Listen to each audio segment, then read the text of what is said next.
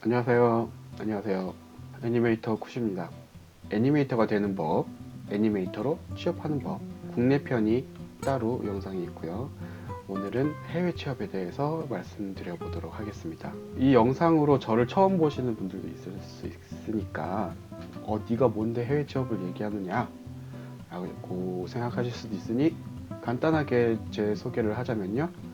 저는 캐나다에서 지금 애니메이터로 일하고 있고요. 캐나다에서도 꽤 많은 회사를 옮겨 다녔어요.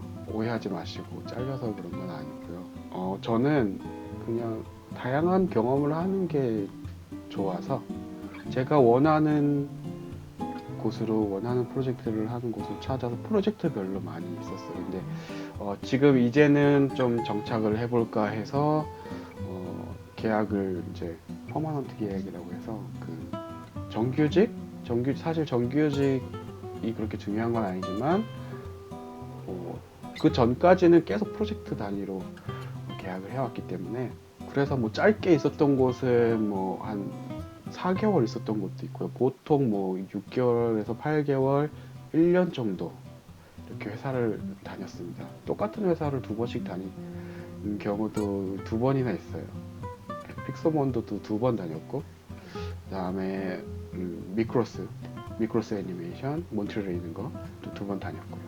그렇기 때문에 전 이직을 많이 했기 때문에 회사에 들어가는 거라든지, 그다음에 인터뷰 보는 거라든지, 그리고 밴쿠버에서도 회사를 다녔었고, 몬트리올에서도 다니고, 그다음에 토론토에서도 오랫동안 있었고 했기 때문에 뭐 다양한 정보를 여러분들한테 알려드릴 수 있을 것 같아요.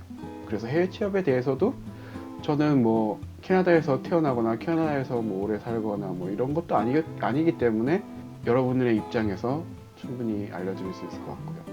네, 그러면 본격적으로 얘기를 한번 시작해 볼게요. 제가 오늘 드릴 말씀은 제가 뭐 아시는 분은 아시겠지만 제가 블로그 활동을 조금 열심히 했었어요. 네, 그래서 블로그에 보면은 제 블로그거든요. 해외 취업편 3D 애니메이터 되는 방법.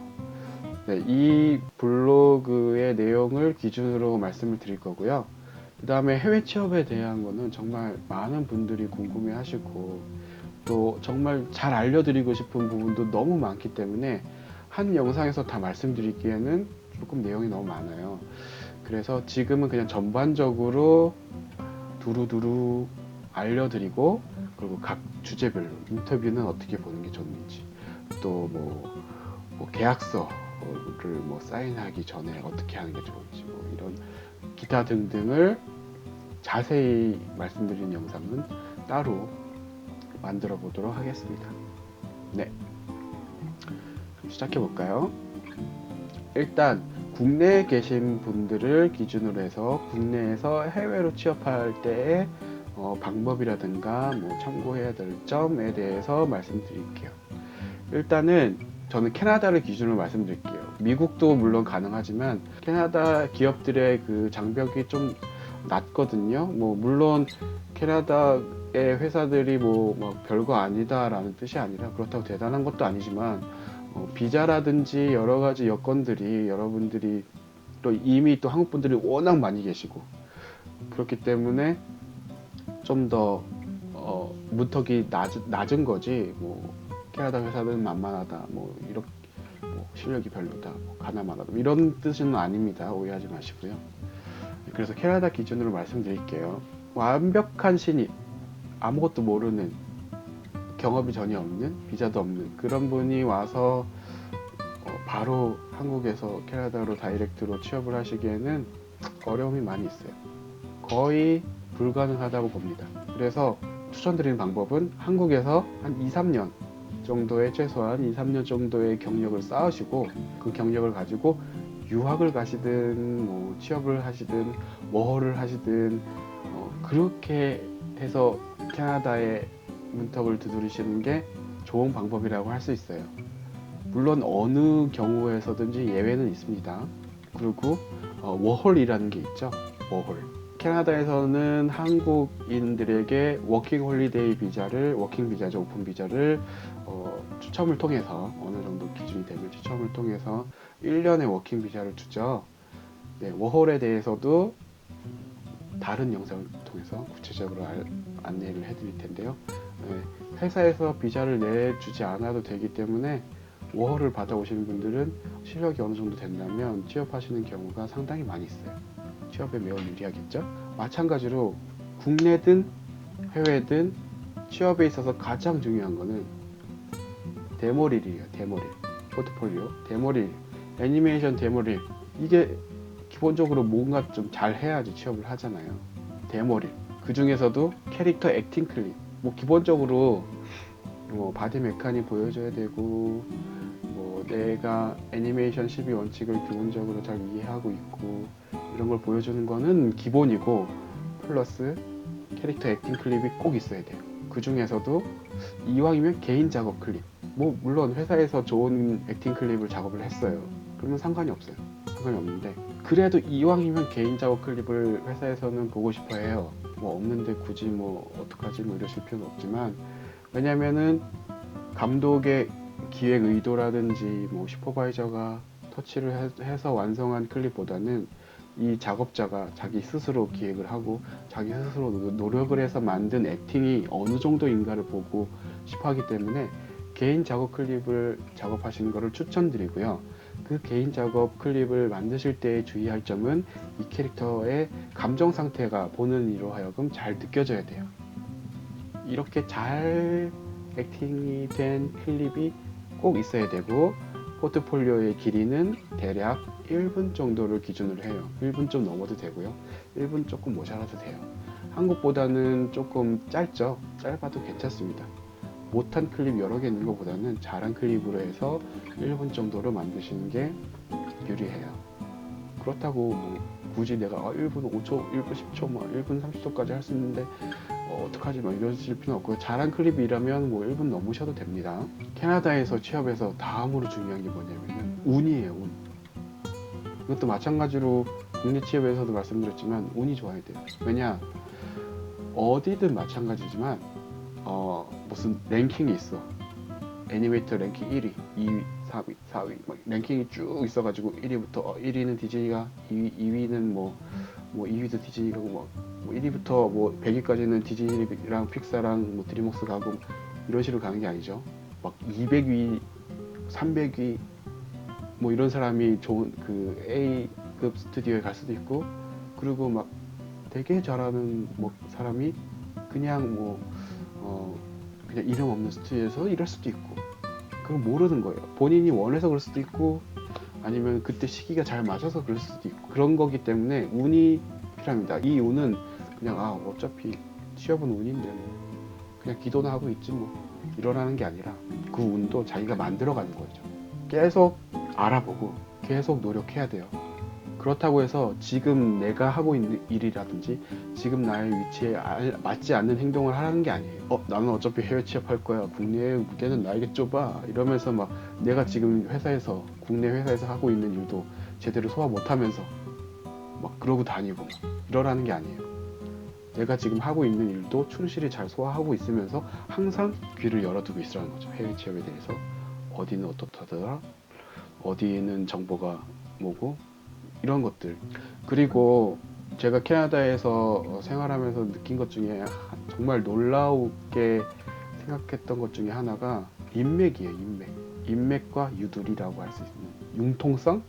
이런 게 저는 정말 진짜 스트릭하고 되게 객관적이고 막 원리 원칙 막 서양은 다 그럴 거라 생각했는데 그렇지 않아요. 어떻게 보면 정 같은 것도 있고, 뭐 물론 한국만큼은 아닙니다.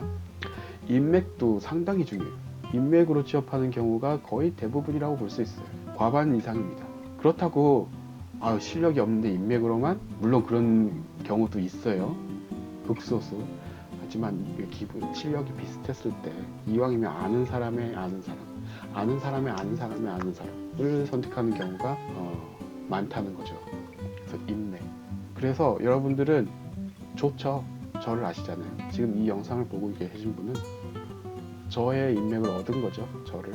그러니까 링크드인에서 저를 추가하시고 뭐 해외 취업이라든지 그런 거 궁금한 거 있으시면 저를 이용하셔도 돼요. 물론 여러분의 실력이 너무 떨어진다 한다면 전 솔직히 말씀드려요. 준비를 더 하셔야 됩니다.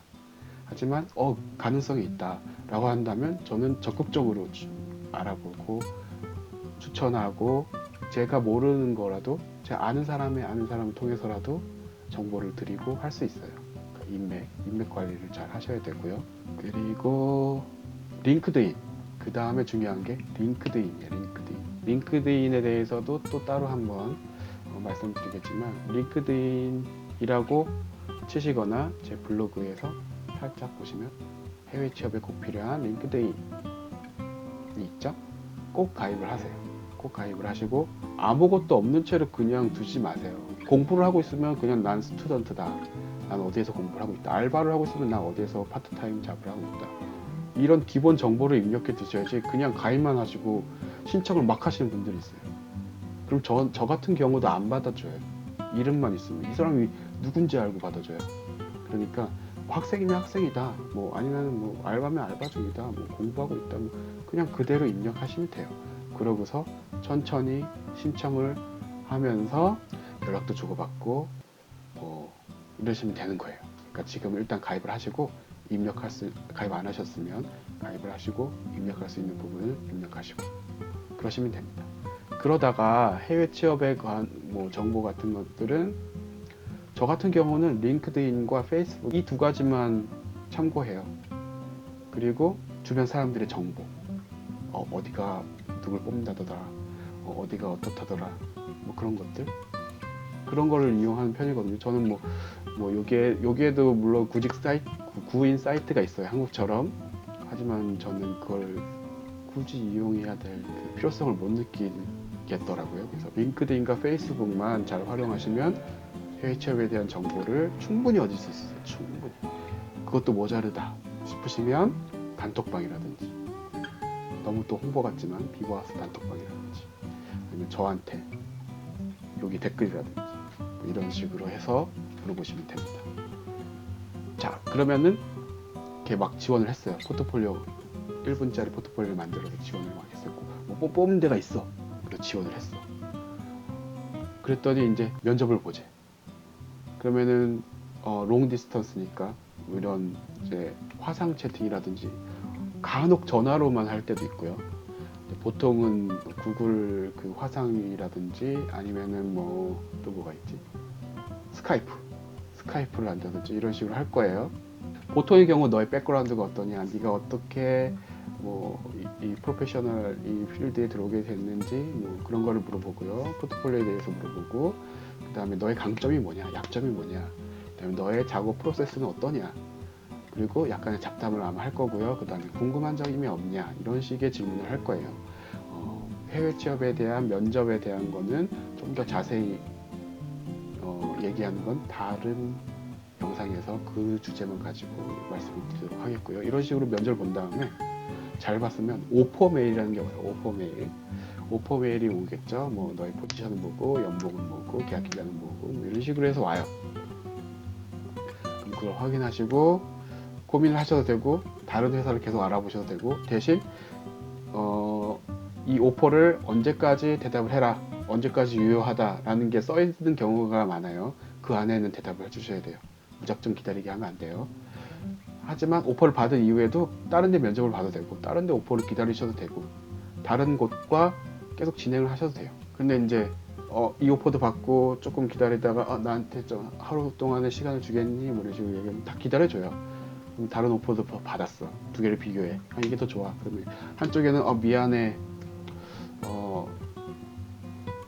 다른 데 더 좋은 기회가 와서 난 그거를 테이크하기로 했다. 너희도 좋고 다 좋은 말을 해줘야 돼요.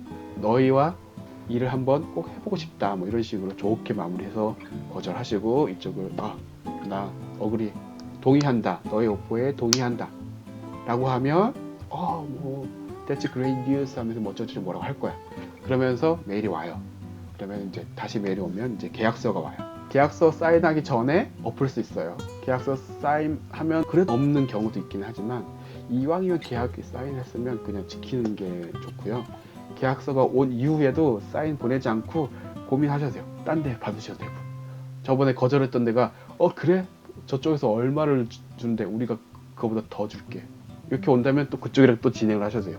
근데 계약서에 사인하지만 않으시면 계속 옵션을 두셔도 됩니다. 하지만 너무 눈에 띄게 하시면 안 되고. 근데 저는 그냥 고민하고 막 재고 이런 게 싫어서 계약서가 오면 웬만큼 사인하고 끝내요. 그러니까 오퍼를 그 익셉트 하는 순간은 저는 오직 그 회사하고 얘기를 하는데요. 이런 식으로 계약서가 오고 사인을 하고 보내면, 사인을 뭐 그냥 온라인으로 해서 보낼 수 있어요. 보내면 이제 그쪽에서 뭐 만약에 내가 비자가 없으면 비자 관련 서류 해서 막 이렇게 얘기를 하고 하겠죠. 제가 비자가 있으면은 뭐 너의 첫날 출근은 어디고 올 때 뭘 가져와야 되고 뭐 이런 안내를 해주겠죠. 네, 그런 식으로 안내를 받으시고 그리고 첫 출근을 하시면 됩니다. 회사를 지원할 때 이력서를 내야 하잖아요. 이력서는 한국과 다르게 뭐 사진이라든가 개인정보 너무 뭐 노골적으로 막 나의 뭐 주민등록번호, 씬넘버 뭐 이런 거, 그런 거 저는 필요 없고요. 그리고 경력도 가장 최근 내용서부터 오래된 소식 순서대로 나열하시면 되고요. 그냥 내 작업 위주로 쓰시면 돼요. 어느 회사, 언제부터 언제까지, 무슨 작업, 뭐 마야를 이용했다, 뭐 이런 식으로 그냥 간단하게 쭉 나열하시면 됩니다. 그 다음에 거기에다 만약에 나의 뭐 유튜브나 뭐 비메오나 이런 링크가 있다면 그것도 하나 남겨주셔도 되고요. 이력서 없이 그냥 링크드인만 잘 정리해 두면, 링크드인만 가지고도 그 제출해서 취업을 하는 경우도 많이 있어요. 그러니까 뭐 이력서가 사실 그렇게까지 중요한 건 아니니까 너무 막 신경 써서 그러지 마시고요. 네, 그렇게 해서 지원을 하시면 되고요. 자, 그럼 여기까지가 해외 취업을 어떻게 하느냐, 해외 취업의 프로세스는 어떻게 되느냐, 그 대략적으로 여러분한테 알려드린 거고요. 이 다음 면접을 볼 때, 인터뷰 볼 때 어떤 식으로 하는 게 좋은지, 그 다음에 포트폴리오는 어떤 식으로 만드는 게 좋은지 등등, 그리고 협상하는 법, 약간의 팁, 이런 거는 다른 영상에서 말씀드리도록 하겠습니다. 자, 그럼 다음 영상에서 뵐게요.